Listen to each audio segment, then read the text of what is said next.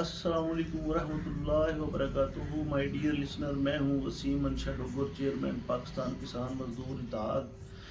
My dear listener, जो blunder आज रात इंडिया ने किया और बकौल भारतीय मीडिया के उन्होंने 9 मकामात को निशाना बनाया, जबकि DGISPR पाकिस्तान की तरफ से 7 मकामात की तस्दीक की गई है। 6 मकामात तो कन्फर्म है। तो मैं बताता चलूँ कि इंडिया ने राफेल तैयारे $9 बिलियन में फ्रांस से खरीदे और फ्रांसीसी साख्ता जो मिसाइल थे वो भी उन पर नस्ब थे। तो उन्होंने जो काबिल ज़िक्र जो वो बता रहे हैं कि हमने दहशतगर्दों के ठिकानों पर हमला किया, दरअसल वो मसाजिद हैं, मदरसे हैं जहाँ पर बच्चे तालीम हासिल करते हैं। और आज पाकिस्तान इंटरनेशनल मीडिया को लेकर वहाँ पर जाएगा और उनको विज़िट करवाएगा। माय डियर लिसनर, 3 जहाज पाकिस्तान ने 5 जहाज और 1 ड्रोन इंडिया का गिराने का दावा किया है, जबकि मैंने बताते खुद जो सोशल मीडिया पर वीडियोस गर्दिश कर रही हैं उनमें 3 जहाज तो गिरते मैंने खुद देखे हैं और मैंने फेसबुक पर वीडियोस भी लगाई हैं। तो माय डियर लिसनर, इन चंद घंटों की लड़ाई में पाकिस्तान में जो इन्होंने स्ट्राइक की है उसमें 2-3 बच्चे और ख़वातीन और तकरीबन 8 लोग शहीद हुए हैं और 25 से 30 लोग जो हैं वो शदीद ज़ख्मी हैं ओवरऑल।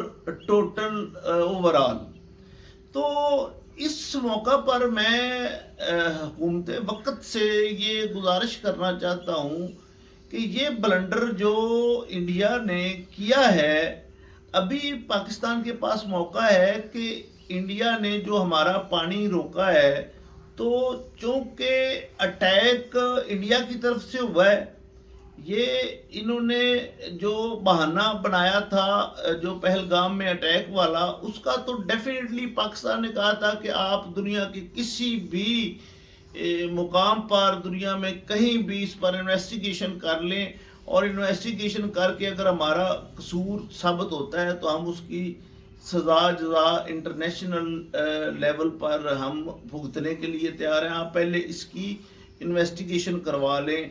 तो वो भारत ने नहीं करवाई। दरअसल भारत एक मौके से फ़ायदा उठाना चाहता है। एक तो उनके पास जो राफेल तैयारे थे उनकी खुजली हो रही थी और उनमें से 3 राफेल तैयारे जो हैं वो पाकिस्तान का दावा है। असल में जंग में दोनों तरफ से मुबालगा आराई की जाती है, क्योंकि सच हर मुल्क कोशिश करता है कि जो हमारे नुकसान में है वो हम ना बताएं। तो 3 तैयारे गिरने की जो इतला है, जो खबर है, वो तो इंडिया ने भी एक्सेप्ट कर लिया है। भारतीय न्यूज़ ने भी बता दिया है कि 3 तैयारे हमारे गिरे हैं, जबकि 3 राफेल तैयारे पत्तों की तरह गिरे। और वो तो वीडियोस मैंने खुद भी देखी हैं और सोशल मीडिया पर सर्कुलेट कर रही हैं। तो भारत को चंद घंटों की जंग में बहुत बड़े थप्पड़ रसीद हुए हैं और अभी तो पाकिस्तान ने डिफेंस किया है, अभी जवाब देना बाकी है। तो वो जवाब मैं ये बल्कि पूरा पाकिस्तान ये डिमांड कर रहा है, ये मुतालबा कर रहा है कि जहाँ से पाकिस्तान का पानी बंद किया गया है उन हेड्स पर, उन जो उन्होंने बंद बांधे हैं, जहाँ पर उन्होंने बनाए हैं ग्रिड्स वगैरह, वहाँ पर पाकिस्तान अपने मिसाइल्स के ज़रिए उन बंदों को उड़ा दे और जो पानी पाकिस्तान का सिंध तास मुआहदे की खिलाफ वर्जी करते हुए पाकिस्तान का जो पानी रोका गया है, अब पाकिस्तान के पास सुनहरी मौका है कि उनको उड़ा दिया जाए। تو مائی ڈیئر لسنر، یہ انڈیا جو ہے وہ صرف فیس سیونگ کرنا چاہتا تھا، اور یہ فیس سیونگ ان کو مہنگی پڑ گئی ہے چند گھنٹوں. لیکن مائی ڈیئر لسنر، ایک چیز ہوئی ہے کہ جو پاکستان اور انڈیا کا انٹرنیشنل بارڈر ہے وہ 1971 کے بعد پہلی دفعہ کراس کیا ہے. ایک اور بات میں آپ کو بتاتا چلوں کہ انڈیا کی ایئر فورسز انڈیا میں رہتے ہوئے انہوں نے میزائل لانچ کیے ہیں، باولپور میں بھی اور مرید میں بھی، اور جو جموں کشمیر کے کچھ 2-3 مقامات ہیں وہاں پر بھی. تو نہ تو بھارتی طیارے پاکستان میں داخل ہوئے ہیں اور نہ پاکستانی طیارے جو ہیں وہ بھارت میں داخل ہوئے ہیں. تو یہ بذریعہ جو میزائلز ہیں یہ کارروائی کی گئی ہے، عمل میں لائی گئی ہے. لیکن جو پاکستان کے پاس چائنا کی ٹیکنالوجی ہے اور چائنا کے جو میزائلز ہیں ان کے تھرو جو نقصانات انڈیا کو پہنچے ہیں وہ انشاءاللہ تعالی اب مزید خبریں کھل کر سامنے آ جائیں گی کچھ وقت بعد. تو پتہ چل جائے گا کہ رافیل طیارے کتنے گرے ہیں، اور باقی ایک روسی ساختہ طیارہ گرا ہے اور ایک انڈیا کے پاس بڑا پرانا جہاز ماڈل، بڑا پرانا ماڈل ہے وہ گرا ہے، اور ایک جو ہے وہ گرا ہے ان کا ڈرون. تو مائی ڈیئر لسنر، یہ انہوں نے اس آپریشن کا نام رکھا ہے سندھور. تو یہ تو ان کی مانگ میں سندھور بھرا گیا ہے، اور سندھور جو ہے وہ ان کا ادھر رہ گیا ہے اور مانگ ادھر ان کی بیوہ ہو گئی ہے.